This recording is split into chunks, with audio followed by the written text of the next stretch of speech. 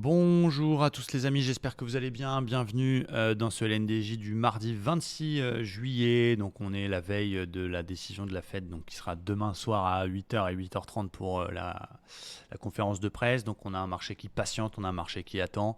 Il y a aussi des gros résultats d'entreprise, Microsoft par exemple, on aura aussi Google, etc. Donc le marché patiente, donc il n'y a pas grand chose à faire. D'abord du côté du DAX.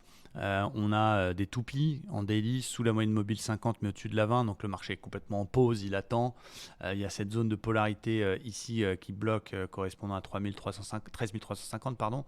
Mais en même temps voilà, ça ne veut pas non plus dégueuler parce que on est dans une dynamique de base de rebond technique. Le marché c'est pas, voilà, à l'image des trois toupies, ce sont des bougies d'indécision, c'est normal au vu du calendrier de patienter. Par contre on a un super range pour les day traders à travailler qui se situe entre la zone 13 130 à peu près ici, le bas de range, et le haut de range autour des 340 à peu près justement, qui peut se surveiller. C'est ce que je vais faire aujourd'hui. C'est-à-dire que on avait eu un petit avalement ce matin intéressant, mais c'était un peu trop léger pour moi pour tenter un achat. Je vais surveiller ce range. Une cassure d'OPR par le haut peut se tenter pour aller chercher 50%, puis 61,8, pourquoi pas le haut de range. Et à l'inverse, si le range casse par le bas, alors attention, je vais attendre une clôture 1 heure, on appliquera l'effet balançoire. Et du coup, ça veut dire que ça peut corriger. Et donc, je pourrais tenter une petite vente pour aller chercher la zone des 12 900 points. Donc, ce range, il est à surveiller. Je privilégie pour l'instant des achats tant que le bas tient. Et donc, peut-être un achat sur le haut d'OPR cassé pour aller chercher 50, 68 et 100%. Et puis, pourquoi pas une petite vente sur cassure du range. En tout cas, il est à surveiller.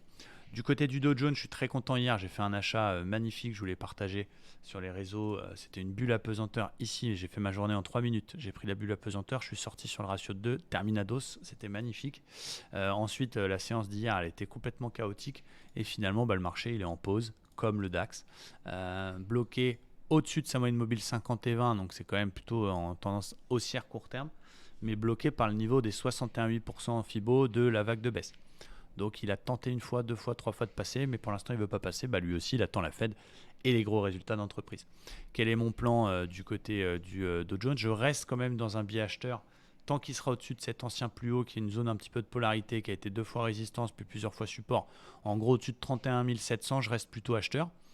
Si malheureusement il passe par le bas sous les 31 700, on pourra envisager de shorter pour aller chercher les 31 200, mais ce n'est pas d'actualité. Tant qu'il reste au-dessus de cette zone, je cherche plutôt des achats avec, en idée 1, c'est de travailler un petit repli. Si jamais ça revient dans la zone 31 700 et que j'ai un signal là-dedans, une divergence haussière, une bulle, je peux tenter un achat au plus proche des 31 700. Si jamais à l'open il part sans moi et qu'il casse le 61,8 et les 32 000 niveau chiffre rond, je pourrais continuer à tenter des achats sur cassure d'OPR pour aller chercher les plus hauts récents, 32 150 pardon. Mais voilà, je vais surveiller le bas et je vais être extrêmement méticuleux. J'ai déjà fait mon objectif de la semaine hier grâce à cette bulle. Donc voilà, prudence vraiment. Et concentrons-nous sur le 5 étoiles.